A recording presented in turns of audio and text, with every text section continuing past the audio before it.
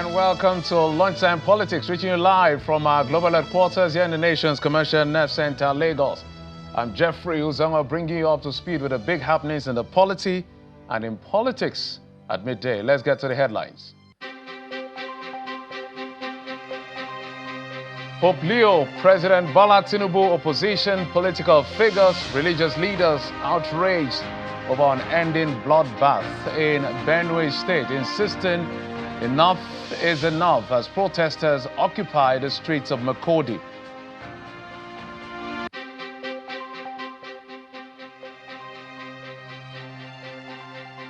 And President Tinubu directs security forces to act decisively against perpetrators of the attacks and killings in Benue State, as the governor describes it as carnage.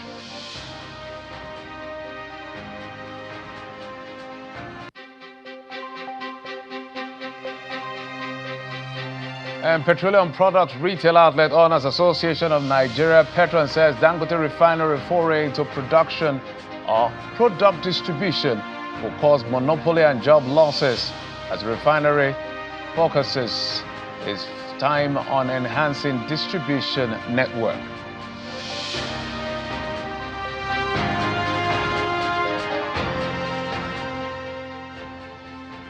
Thanks again for joining us on the program where we bring you up to speed with the big happenings of what's playing out in the polity and in politics. And there's a lot that has to be talked about today on the program. In focus will be the carnage or the bloodbath in Benue. But before we get to all of that, let's tell you some things that are playing out in the oil and gas sector, especially the petroleum sector. I want to show you a few things.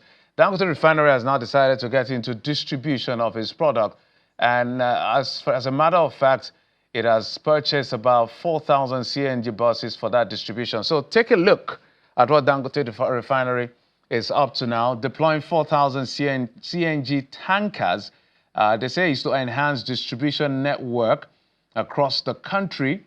And this is also open to marketers, petrol dealers, manufacturers, those in telco and the aviation sector. Dangote Refinery is also saying that there is a work in progress in investment in CNG stations nationwide. Now, big news for Dangote Refinery as far as distribution network is concerned. But hey, Petron, the Petroleum Product Retail Outlet Owners Association of Nigeria, are not quite comfortable with this move. And so they have reacted, raising a few concerns. Now, these are some of their concerns, as you can see on your screen. They are worried over an attempt at monopoly. They are raising alarm about issues around job losses in the subsector. Unfair market prices, one of the things they are alleging could be playing out here. And they've talked about the impact of modular refineries as well as impact on filling stations, truck owners, as well as other local distributors of PMS and petroleum products, saying big giants like Dangote coming in is going to lead to monopoly and job losses. So in the coming days, we're going to see how this will be balanced out. But Dangote Refinery is saying this is in line with the president's renewed hope agenda, as they are making sure that products are available at all times, at all places in the country. So this looks like a survival of the fittest in the petroleum sector. Well, this is, I'm sure, to the delights of the consumers, but the players, some of them are not having any of this. For them, it's not going to work well for them, especially that release by Petron. And away from the issues around the petroleum sector, let's tell you about some of the things that have been happening in Benue State just a day after President Bola Tinubu charged the Benue State Governor Hyacinth Alia to commence reconciliation and dialogue over the recent attacks in his state. The governor has taken up the challenge, saying he will do anything to achieve peace in his state. The governor, who was speaking on our breakfast program, The Morning Brief, is also calling on residents to remain vigilant as security forces work to contain the threat. Governor Alia, however, restated his earlier position that the attackers are invaders from neighboring countries who are driven solely by motives of land grabbing. Government at a very long time, over one whole year, had never been in the news for bad reasons at all. Last year, people had gone back home, did their farming with bountiful produce. But this farming season again, we started experiencing the face of these new attacks. The first of the new attacks comes this way. Before now, we are talking about the farmer herder crisis. And now it graduated from there. It became the question of the herders came in, but then the armed men were amongst them, and we tagged them the armed herders. Now, what we experience generally is the herds are not being brought, but those who are in the front lines fighting out here only carry AK-47 and AK-49. What are their aims? They come in as they don't even come with cows. They attack, they kill, and then after 1 or 2 weeks, a number of people now come back to occupy. What we are understanding on the ground is, I mean, it's a very simple equation. A thief would not just come to a community unless there's someone within the community who leads him to your house or within the community. I believe that's the basic. So what we now understand is we share borders with the Cameroon, with Taraba, with Nasarawa. The areas where Kwande were having their own attacks were said to be those who came in from the axis of the Cameroon. All right, the submission of the governor earlier today on our program, The Morning Brief, and it's an ongoing conversation. The killings are becoming unbearable, and people have had just about enough. I'm going to be reading you thoughts of all the leaders, from the president to the opposition figures to the Pope, even to other leaders, spiritual leaders in our country. But let's tell you that we'll be crossing over to Zamfara State to bring you our live coverage of the commissioning of a newly constructed Ministry of Women Affairs and Social Development and renovated Zamfara College of Arts and Science School in Gusau, the state capital. But that will be only on our DSTV platform. The program continues on the rest of our platforms. Okay, so let's bring you up to speed with some of the thoughts that have been coming in from the leaders across board. Let's talk to you now. When President Bola Tinubu was briefed about the killings in Benue, by the way, I'm going to be speaking with a member representing Makurdi North in the State House of Assembly who will be joining me in just a moment. But let's bring you up to speed with some of the things some of the leaders have been talking about. If my producer can get there for me. This is what President Tinubu had to say as far as these killings are concerned. He said, enough is enough. I've directed the security agencies to act decisively, arrest perpetrators of these evil acts on all sides of the conflict, and prosecute them. If we go to the next one from Atiku Abubakar, who is the presidential candidate of the People's Democratic Party in the last election, he said this assault on innocent Nigerians is not just a local tragedy, it is a national emergency that demands immediate attention and decisive action. We also got remarks from Peter Obi, the Labour Party presidential candidate in the last election. He said, we cannot accept the normalization of mass killing.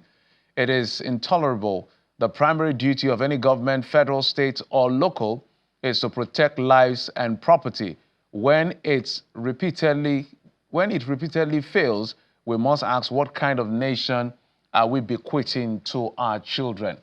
Well, he got outside our country. Pope Leo XIV, during his homily at the Vatican, said this: a terrible massacre took place. They were killed in extreme cruelty, most of whom were internally displaced persons hosted by the Catholic Mission. I pray that security, justice, and peace prevail in Nigeria. We're not done yet. Pastor Paul Adefarasin of the House on the Rock Church has also tweeted. He said, to the people of Benue, your pain matters, your lives matter. A nation that shrugs at such injustice risks being consumed by it. When one part of our nation bleeds, the whole must feel it. Enough is enough. So spiritual leaders, political figures, all of which weighing in on the consensus that this is dastardly and very shameful.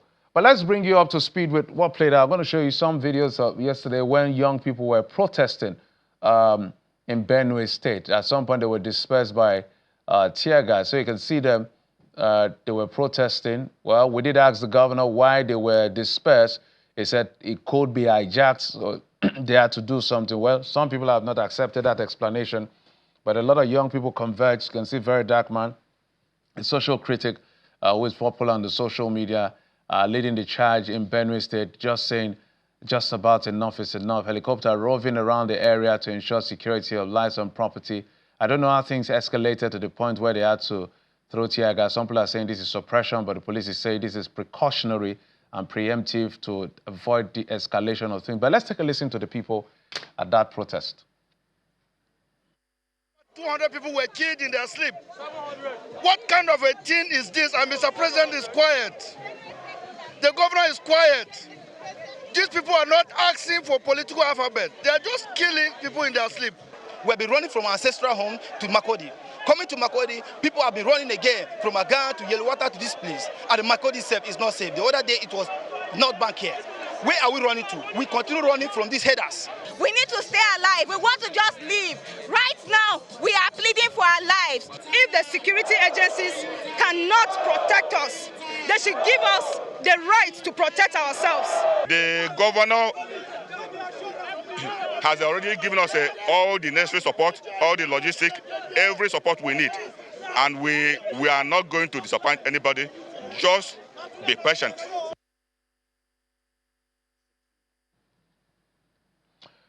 Well, so that's some of the remarks from both the police authority and the people that were protesting yesterday. We just got breaking news in that the IGP, the Inspector General of Police, has arrived Benue State, orders for additional deployment of tactical teams. This is not the first time these deployments have happened. The Army Chief was also there some weeks ago, and we still had this reoccurrence. So this has to do beyond deployment and talk shop. The people have to feel a sense of safety and to believe that they have a government that can protect them. That's why we're bringing in a guest who is a member of the House of Assembly, who has an oversight role on the executive. Mr. Alfred Berger is a member representing Makodi North Federal Constituency in the Benue State House of Assembly. Mr. Berger, thank you so much for coming on the program. Can you hear me? Yeah, I can hear you clearly. All right, we've taken our time to reel out how we've been tracking the developments in Benue State. We spoke to the governor earlier this morning, and we did ask about an update whether the head count of the losses had increased from the initial 59. You know, there are different numbers. Some are saying it's 200 people. Some are saying it's over 100. The governor is saying 59. We don't know who to believe and who to stand by. But let's work with the governor's number of 59. From what you know, as someone who oversights the executive, has there been an increase in the death toll? What do you know? Yeah, the governor may not be wrong, but, you know, as at the time he got the report, 59 dead bodies were counted. So later on in the day, the number increased to about 200, 100 plus to 200. So given the 59, he was not wrong entirely. Yeah. Because that was the initial number he got in the morning. How did you get your number, Honorable? Because we spoke to him this morning. That was my very first question to him, to ask him how many people so far. Is there an update? This is past 12. We had that conversation around 7:30 something a.m. this morning. So where did you get your own figure from? No, you see, other people's were macheted. So they were in the hospital. So after this morning, we got another, you know, when they were saying 200, they were counting even those who were in the hospital, battling with their lives. So this about 2 hours ago, we got another report that some of them have given up. Honorable, it's very heartbreaking.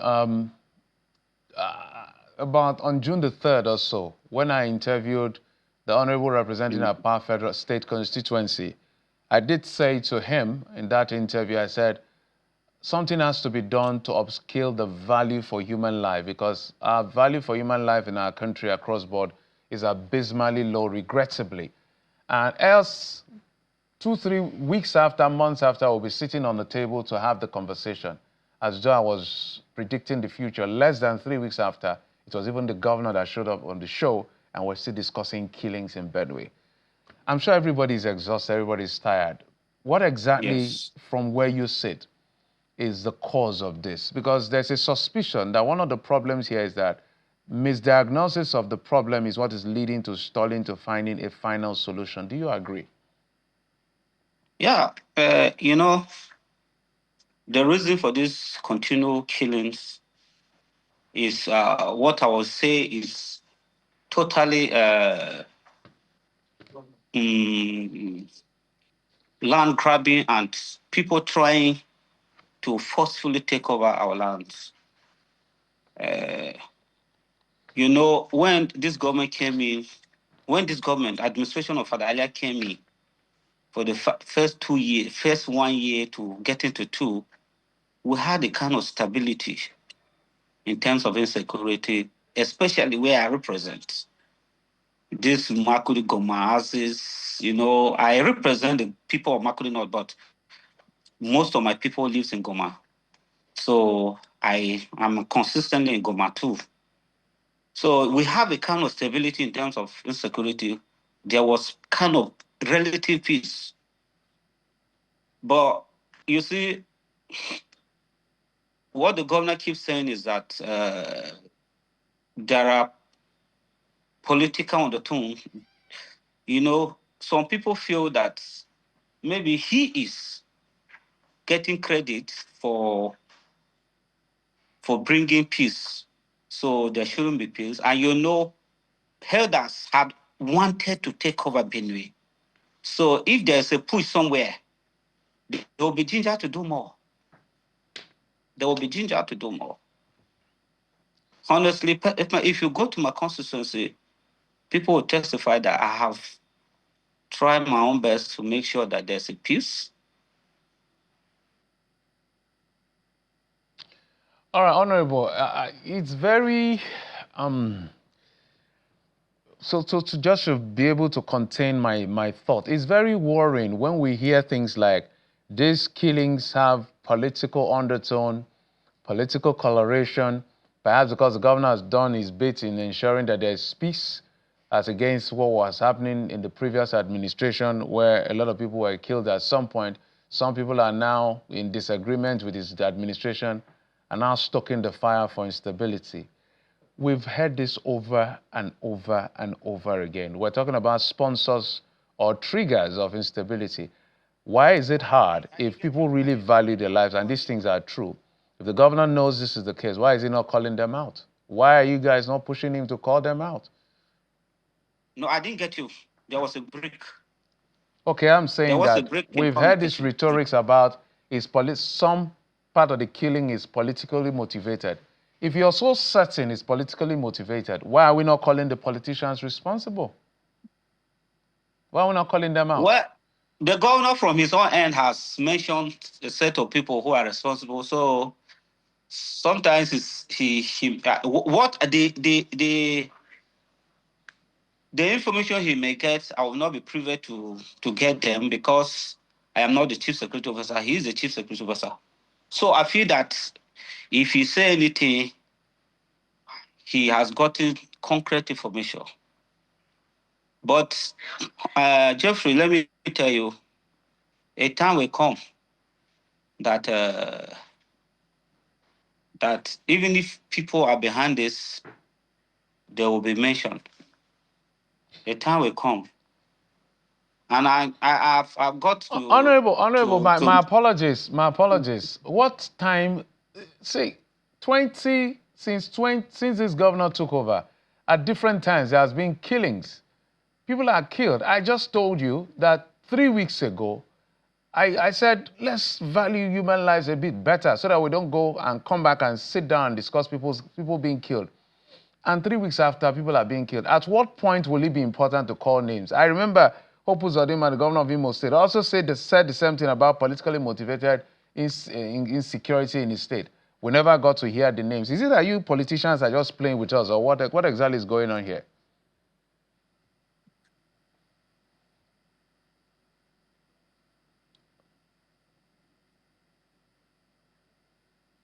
Honorable, can you hear me now? Yes, I can hear you now. Okay, let me say to finish what I was starting saying. You see, the governor set up a commission inquiry. Can you hear me? Go ahead, please. Okay, the governor set up a commission inquiry to look into the crisis. So I learned that it was yesterday that the commission submitted the reports, and I know that very soon the governor will make known the report to to the members of the public and you, the press. Honorable, do you really believe that 2 years down the line, after incessant killings of your people at different local government areas, the government and you, the politicians, don't know who and who is responsible for this killing? Is that an honest truth you want to tell me here? I told you, I just said this, the commission inquiry has just submitted the report. So very soon, the report will be made known to the members of the public. And that's why I'm asking But you that question. I said, this is not the first time people are being killed. The governor has been in office for over 2 years. I don't know what that yes, report will contain. We'll leave him to make his statements and whatever about the report and all the white papers he spoke about. But I'm asking you as a politician, as a member of the State House of Assembly, and I think you're a principal officer. Are you people saying that you don't know those who are driving these killings in your state? Is that what you're saying? no, the killings is done by headers. We can't mix wealth. They have herders. They are herdsmen killing us to take over our land for whatever reason they have, but for grazing purposes. Let me say it, for grazing. But I tell you, if you if you recall, for 2 years down the line, we have relative peace. The ones we step into the year of election, the killing got worse. So we should keep asking questions. I'm telling you this as a member of the House of Assembly who is deeply involved into this issue of fighting, bringing peace. I am telling you that even last year, in sometime this year, my people came to me that they want me to take them to the governor. They want to come and thank the governor for bringing peace so that they can go back to their farms. If you go to my constituency, many people have gone back to their ancestral home. They cultivated land.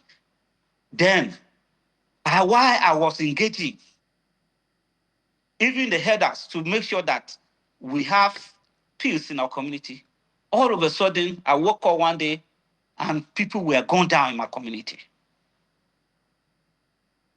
So, you see, it is not my responsibility to mention names, but the white paper, the report will be read out. The report will be read out soon. So you will know who and who is involved. So, Honorable, as we begin to wind down, in your view, what will stop this killing? Well, last time a chief of army staff came to Benue State, we were in government house to welcome him. We had wanted to interface with him so that we tell him what he will do and the measures he will take to bring peace. But then he declined speaking to us. Maybe for his own reason. Later on, I can't reliably say because I was not told, but I heard that he said that security is not discussed in the public. But then we had wanted to interface with him. We would tell him, this is the challenges and these are the methods and the measures you take so that our people can go back to farm. But then he declined to speak to us. So if the presidency is ready to finish this issue, I think it will be just a day. They will end this insecurity. All right, we hope. My house, let me okay. tell you, Okay. I represent the constituency that houses 3 barracks. The Navy barracks, NASME, that Nigerian Military Engineering School barracks, then 72 para battalion barracks, and then 401 forces. I am telling you, the last time these people killed my constituent, It was just 300 meters away from those barracks. And the military didn't show up. I even called them. They didn't show up. So are you So alleging Honorable, are you alleging complicity on the side of the military? I am alleging that the military don't want to help us. If you look at the press statement issued by the special advisor to the president this morning concerning the killings in Benue, you will marvel. I think you by now you have read it. There was no statement consoling people of Benue State.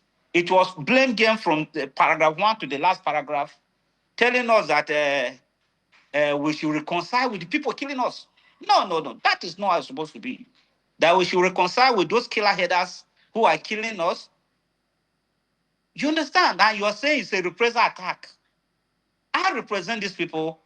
I know if there's any reprisal, if we have gone to look for your trouble, I'll be the one to know. But I don't know where we have gone to look for their trouble, that they come in the night and slaughter our people. Then you say we should reconcile with them. It is very unfortunate. I saw that press statement. I was bitter. And you see, it's an indication that the federal government don't want to help us end these killings. Okay. And you know, when people say governor is the chief security officer of the state, I laugh. You are the chief security officer of the state, but you cannot control army. You cannot control police. You cannot control civil defense. They take the orders. Look, I have this unit of Operation White Stroke stationed between Nasarawa and my constituency. I phoned them. I sent funding to them, fuel for them. But each time I have an attack and I call them, they will just act as if I am nobody. Okay. Because their gas, they must take permission from their gas before they descend on those headers. Okay. Honestly, I was disappointed seeing that press statement. All hands must be on deck, Honorable. Although the President, Yes. Commander-in-Chief of the Armed Forces, the buck stops on his table. On his table. But at the end of the day, this conversation is far from over. We just want our people to stop being killed. They committed no crime in being citizens of our nation.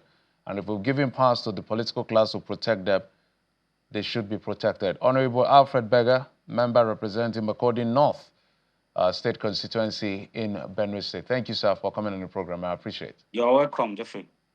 Thank you. And that's it on the program. Thank you so much for your time and company. Continue to pray for Benue Plateau and the rest of the part of the country where this carnage continues to happen. We hope that there will be closure and an end to these reckless killings someday. Thank you for watching. Bye-bye.